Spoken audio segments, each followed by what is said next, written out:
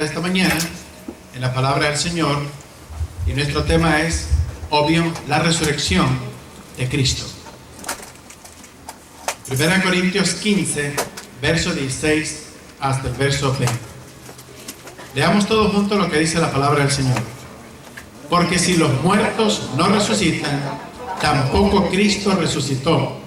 Y si Cristo no resucitó, vuestra fe es vana.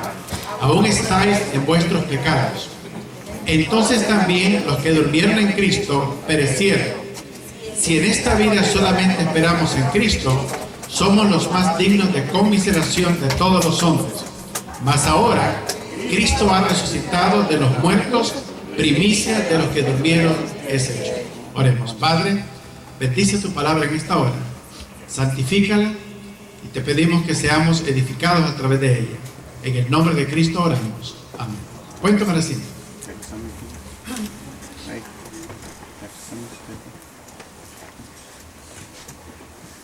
El apóstol San Pablo, en este pasaje bíblico, nos hace mención del hecho de que si los muertos no resucitan, dice, tampoco Cristo resucitó. Y si Cristo no resucitó, vuestra fe es vana, aún estáis en vuestros pecados. Simple y sencillo. Tenemos solamente dos opciones en relación a la resurrección de Cristo. O creemos que Cristo resucitó, o creemos que Cristo no resucitó. Si creemos que resucitó, eso tiene implicaciones eternas. Nosotros también habremos de resucitar. Si Cristo no resucitó, estamos perdiendo el tiempo en esta iglesia esta mañana al desvelarnos. Deberíamos de haber seguido durmiendo, levantándonos bien descansaditos, tal vez hasta las 11 de la mañana, porque nuestra fe es vana, Cristo no resucitó. Pero nosotros sabemos que la palabra de Dios es verdadera. ¿Cuántos dicen amén? Nosotros sabemos que la tumba está vacía. Los críticos de la resurrección de Cristo siempre están en busca de algunas contradicciones para desacreditar la resurrección misma de Cristo. Todos los evangelios nos dicen que Jesús fue colocado en una tumba nueva que había sido labrada en una peña. Veamos a Mateo capítulo 27, versículo 60. Mateo 27, verso 60.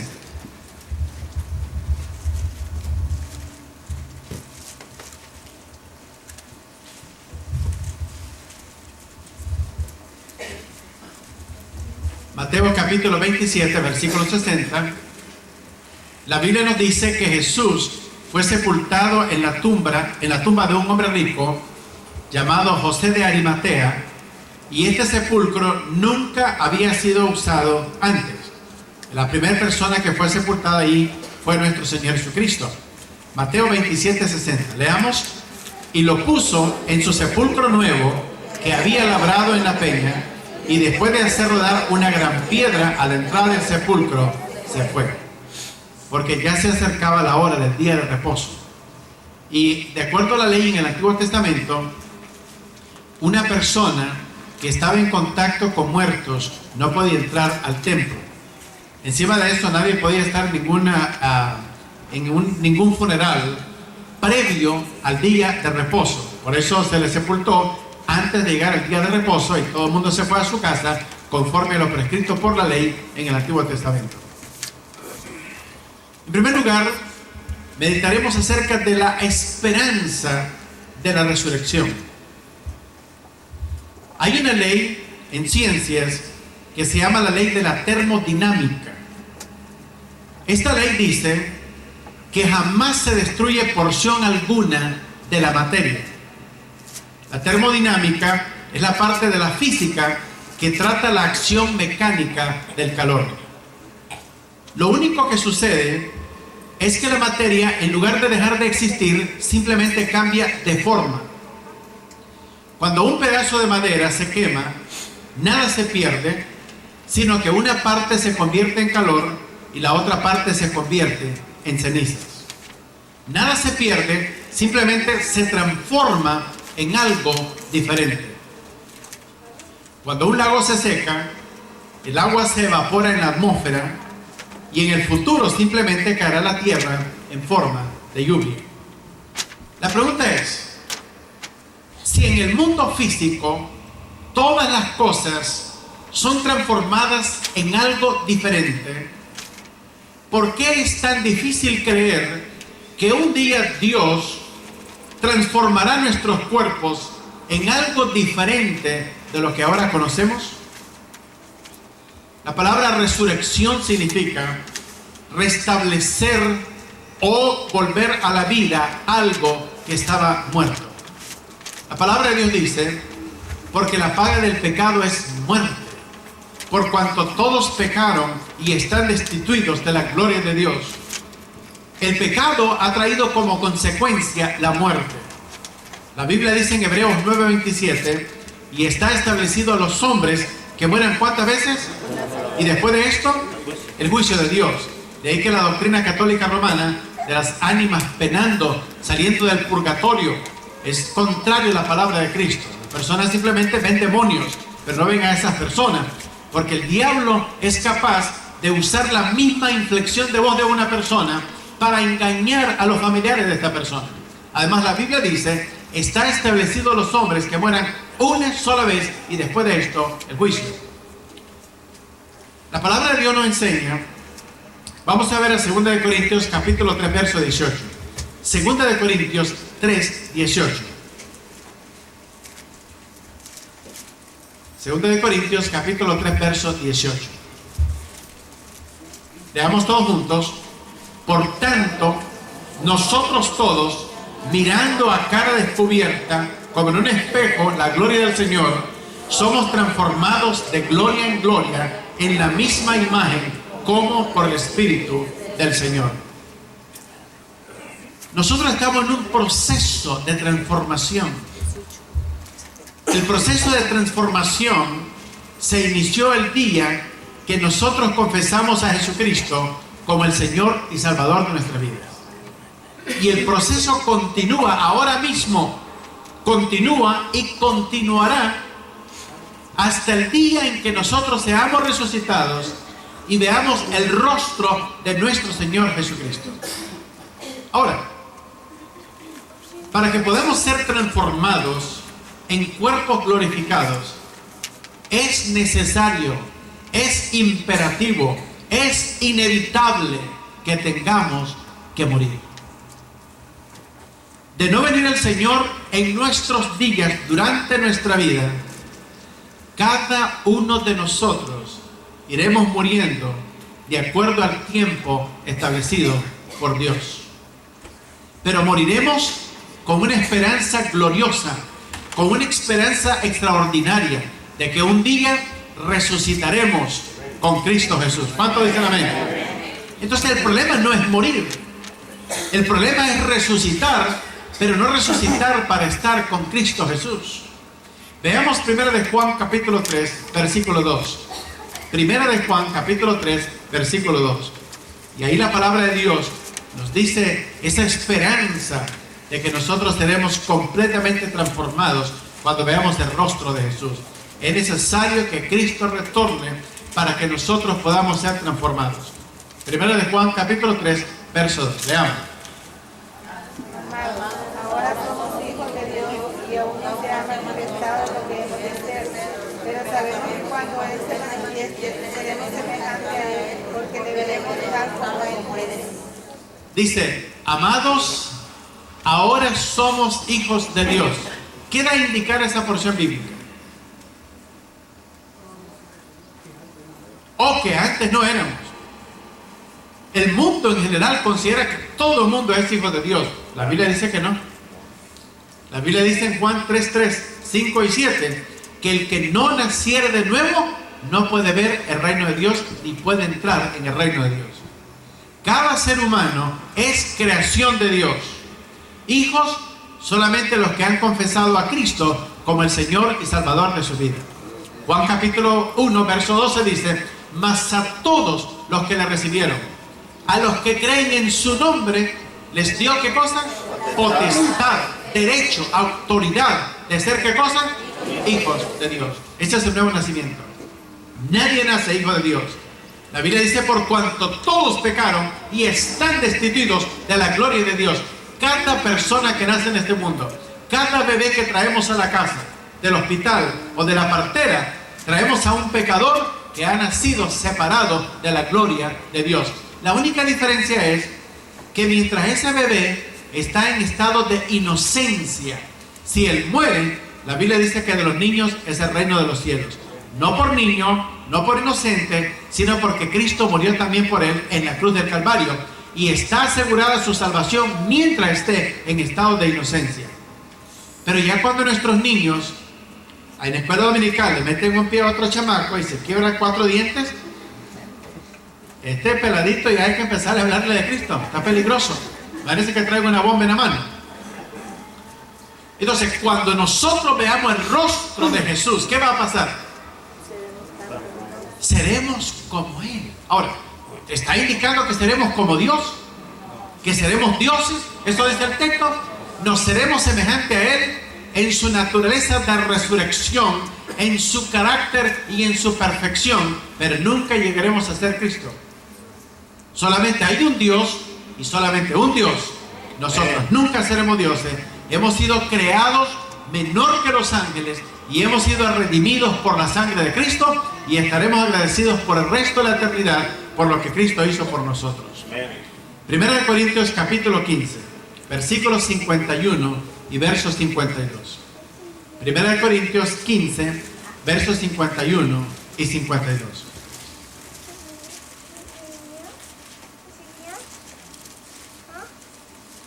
Primera de Corintios 15, versos 51 y 52. Veamos el verso 51.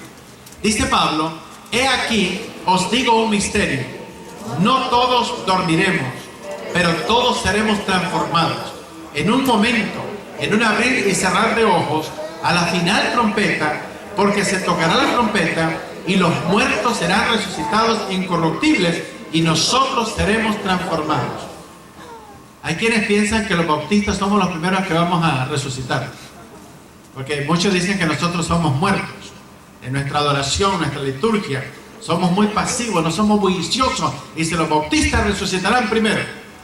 En una ocasión, un pastor presbiteriano se le solicitó conducir el funeral de una persona bautista que no tenía pastor. Y le dijeron: ¿podría usted participar en este funeral, predicar en el funeral? Dijo: ¿en un bautista? No, déjeme pedir permiso a mi supervisor. Y le dijo: mire, este bautista no tiene pastor y quisiera que yo celebre su funeral, pero quisiera saber si puedo hacerlo. Y le dijo: claro, entierra a cuánto bautista puedas encontrar.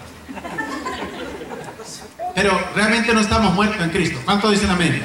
Estamos vivos. Algunas personas nos dicen: ustedes los bautistas no creen en milagros. Claro que creemos en milagros. El milagro más grande que puede suceder en la vida no es ser sanado de cáncer, amados, ni que le ponga el Señor dientes de oro o polvito de oro en la mano. Ese no es el milagro más grande. El milagro más grande es que un pecador sea perdonado por un Dios santo y eterno y lo venga a habitar y lo haga su hijo. Ese es un milagro. Amén. Y ese es el milagro más grande que proclamamos: la conversión de las almas al Evangelio de Jesucristo. Imagínense qué tremendo. La unidad de tiempo más pequeña que se puede explicar es un abrir y un cerrar de ojos. Dice la Biblia que en un momento, en un abrir y cerrar de ojos, así, un parpadeo, en ese momento todos seremos transformados. Los muertos en Cristo resucitarán primero, dice Pablo, y los que hayamos quedado seremos transformados en un abrir y cerrar de ojos. Billones de personas estaremos levantados para ir a estar con Cristo por la eternidad en su presencia. Notemos lo que dice 1 Corintios capítulo 15, verso 20. 1 Corintios 15, 20. 1 Corintios capítulo 15, verso 20, dice así: mas ahora Cristo ha resucitado de los muertos, primicia de los que durmieron es hecho. La palabra primicias significa el primer fruto de una cosa material. En el Antiguo Testamento hubieron varias resurrecciones y en el Nuevo Testamento hubieron varias resurrecciones. Por ejemplo, Eliseo resucitó al hijo de la viuda de Sarepta. Sin embargo, ese muchacho volvió a morir. Eliseo, cuando estaba muerto, vinieron unos ladrones que mataron a un tipo que le habían robado, lo mataron y colocaron su cadáver donde estaban los huesos de Eliseo. Dice la Biblia que el cadáver de este hombre que habían matado se levantó, resucitó. Sin embargo, Eliseo permaneció sepultado. Imagínense si lo hubieran incinerado a Eliseo. ¿A la orilla de qué hueso hubieran puesto el cadáver este? ¿Con qué hueso hubiera entrado en contacto? Para las personas que están de acuerdo con la incineración es simplemente una costumbre pagana. Es el último tributo que le ofrecen los paganos al dios fuego. De ahí que en la India, en el hinduismo, todas las personas son incineradas. Pero partiendo del ejemplo de Jesucristo, ¿el cuerpo de Jesús fue incinerado? No. Fue sepultado, fue preparado para la sepultura con especias aromáticas, se le envolvió en lienzos y se le colocó en el sepulcro. Si partimos del ejemplo de Cristo, los cristianos debemos de ser sepultados correctamente de acuerdo a la palabra del Señor. Veamos algunas medidas de seguridad que son colocadas en la tumba de Jesucristo después de haber sepultado. En primer lugar, veamos que una gran piedra es colocada en el sepulcro. Mateo 27:60. Mateo capítulo 27, versículo 60.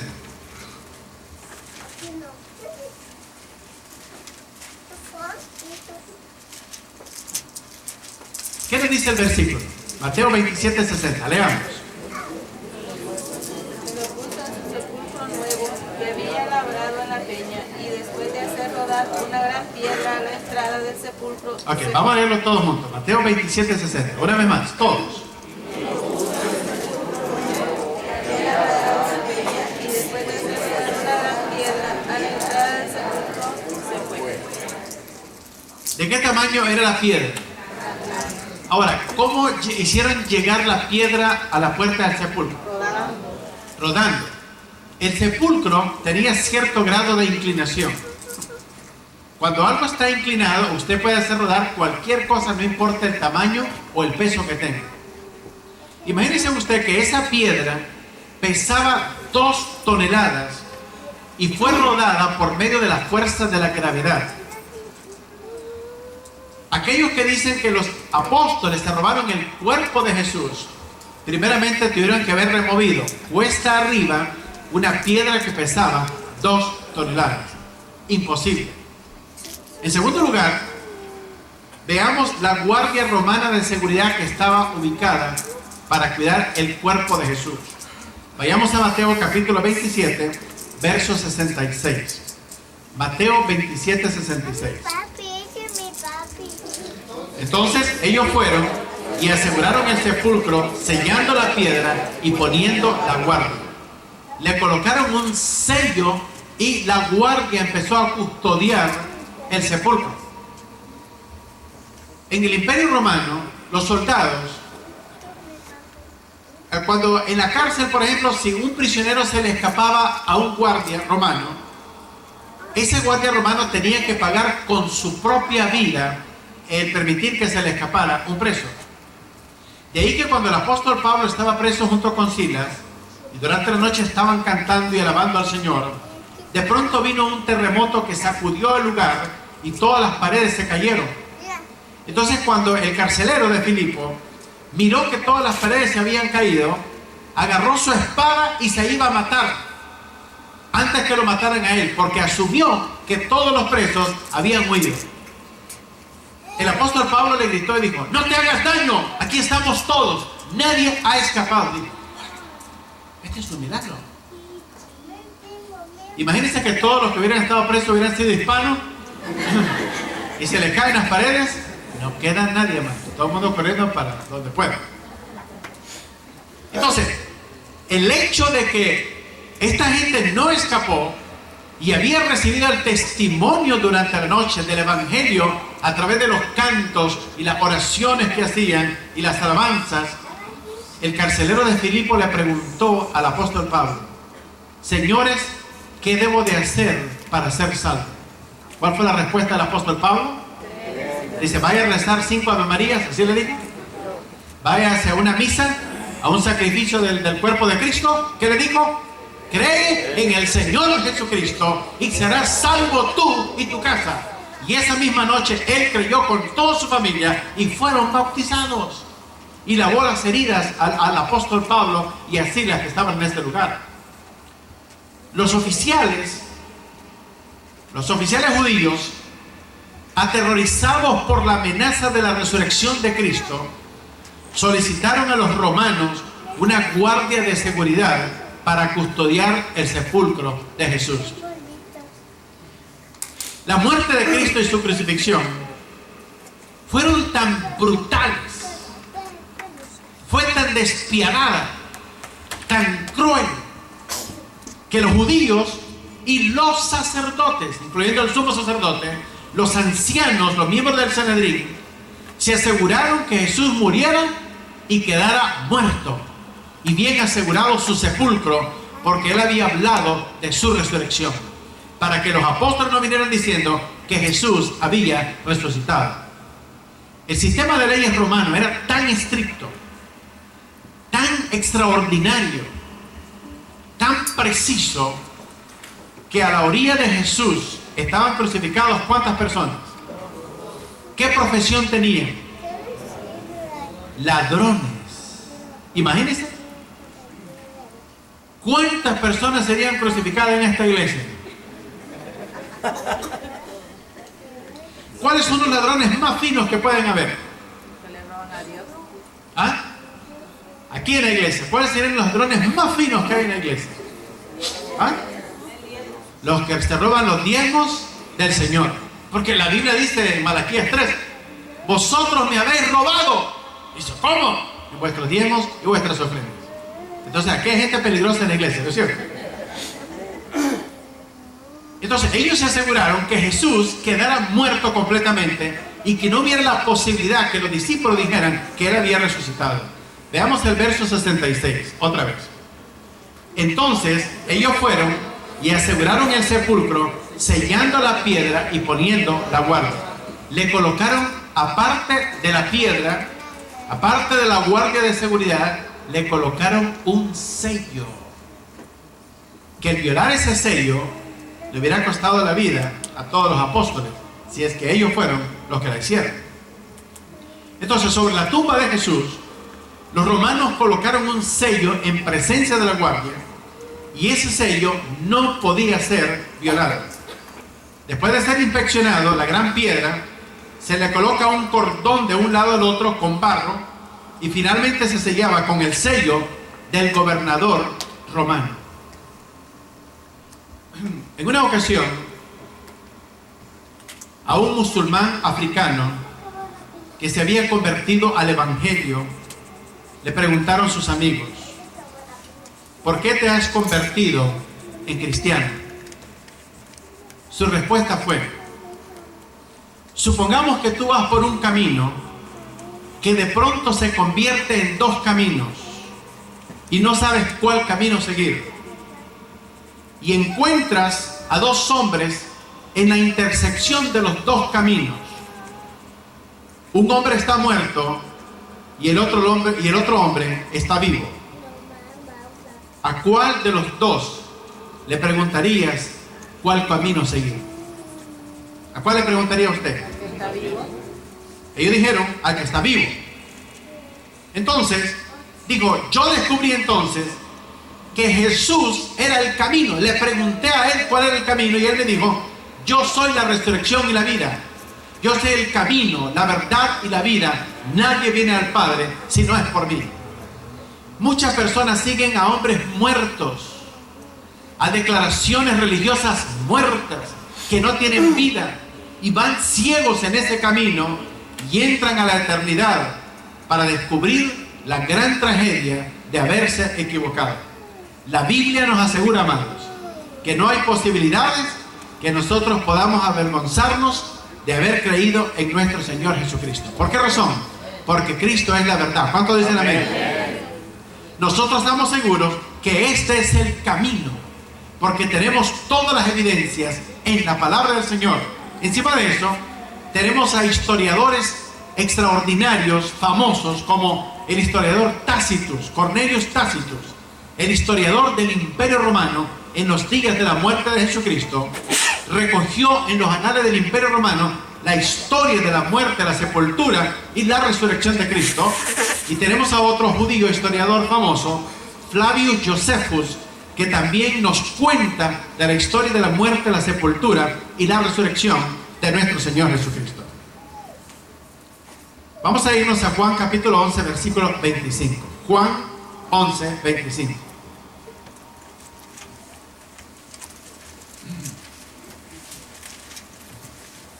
Juan capítulo 11, versículo 25.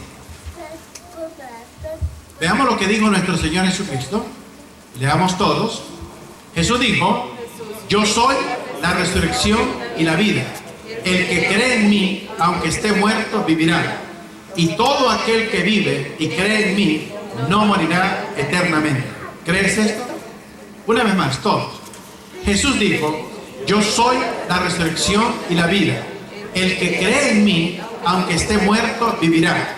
Y todo aquel que vive y cree en mí, no morirá eternamente. ¿Crees esto?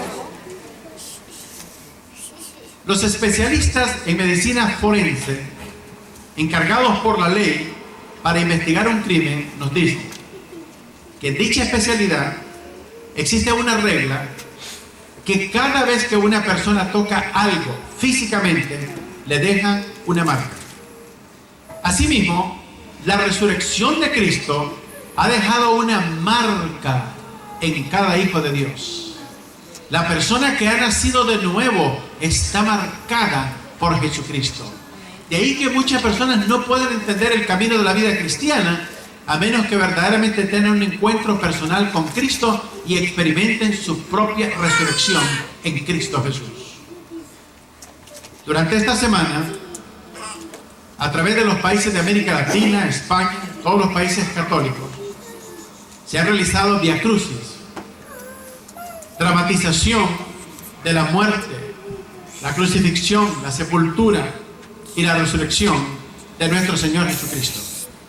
Se cantan en cantos gregorianos, pero déjeme decirle una cosa, que la dramatización y el cantar de la muerte, la sepultura y la resurrección de Cristo no tienen ningún efecto a menos que nosotros hayamos experimentado nuestra propia resurrección en Cristo Jesús. Necesitamos ser marcados por la resurrección de Cristo, porque de lo contrario ese conocimiento es simplemente un conocimiento que no tiene ningún efecto. Que las personas lo escuchen durante toda esta semana a través de la radio y la televisión y en procesiones por todos lados, pero no tiene ningún efecto hasta que no hemos sido marcados con nuestra propia resurrección en Cristo Jesús. Por medio de la resurrección de Cristo, el mundo incrédulo ha recibido una señal de la divinidad y el señorío de Cristo Jesús. Una señal existe para comunicar información y dirección. La resurrección de Cristo nos dirige hacia el evangelio de la salvación prometido y anunciado en las Santas Escrituras por medio de sus profetas. La resurrección de Cristo nos deja en claro que todas las palabras de Cristo son confiables y son verdaderas. ¿Cuántos dicen amén? Sin embargo, muchas veces confiamos en los hombres más que en la palabra de Dios. Hay personas que confían más en la ciencia que en la palabra de Cristo. La Escuela de Medicina de la Universidad de Harvard emitió el siguiente reporte en relación a los efectos de la sal en la hipertensión. En el año 1950, dice el estudio, que la sal produce hipertensión.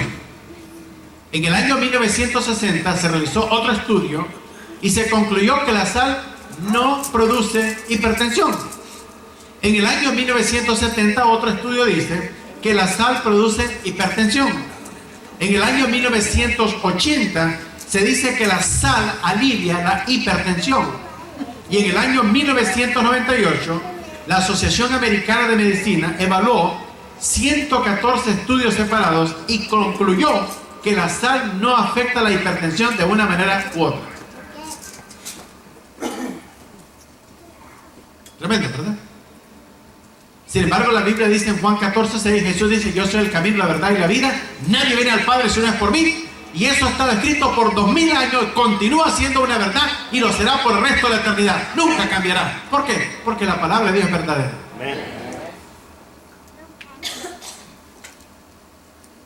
La tumba en que fue colocado el cuerpo de Jesús está vacía.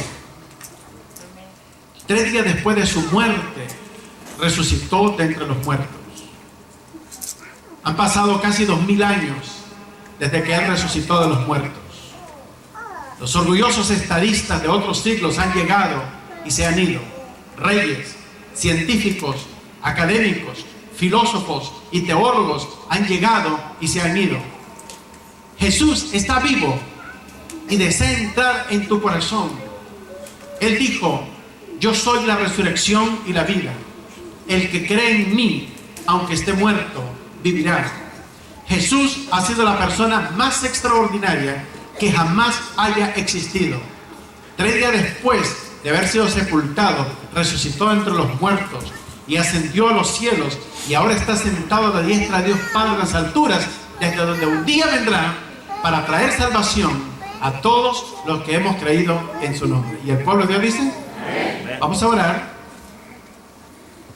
Vamos a orar y queremos saber si hay alguna persona en esta mañana que todavía no ha confesado a Jesucristo como el Señor y Salvador de su vida. Padre, en esta hora bendice tu palabra, santifícala en nuestros corazones. Te rogamos, Padre, que tú hables a través de tu Santo Espíritu y de tu palabra al corazón de alguna persona que en esta mañana permanece sin haber confesado a Cristo como el Señor y Salvador de su vida. Mientras ustedes con sus rostros inclinados continúan orando, quisiera saber si hubiera una persona esta mañana que, además de escuchar la palabra de Dios, la ha entendido y está dispuesto a creer en la palabra del Señor como su única esperanza de salvación. La Biblia dice que tenemos que confesar a Cristo con nuestra boca y creer en nuestro corazón para poder ser salvos. Dice que los que le recibieron, los que creen en su nombre, han recibido el poder, la potestad y el derecho de ser llamados hijos de Dios. Pero la Biblia demanda que nosotros confesemos a Cristo públicamente. No te estamos invitando a cambiar de religión. Ya tienes una, no necesitas otra.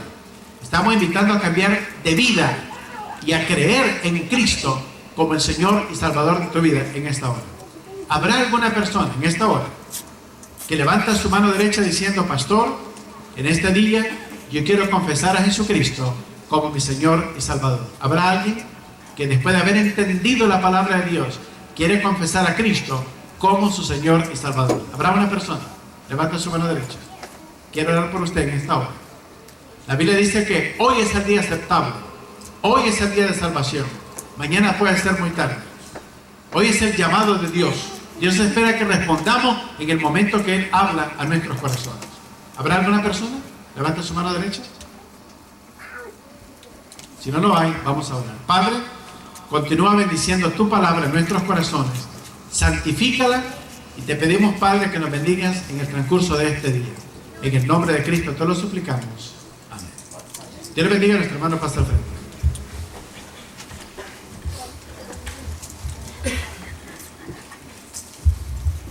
Vamos a ponernos de pie, hermanos, y vamos a orar de una vez por los hermanos. Padre, te damos gracias por esta mañana.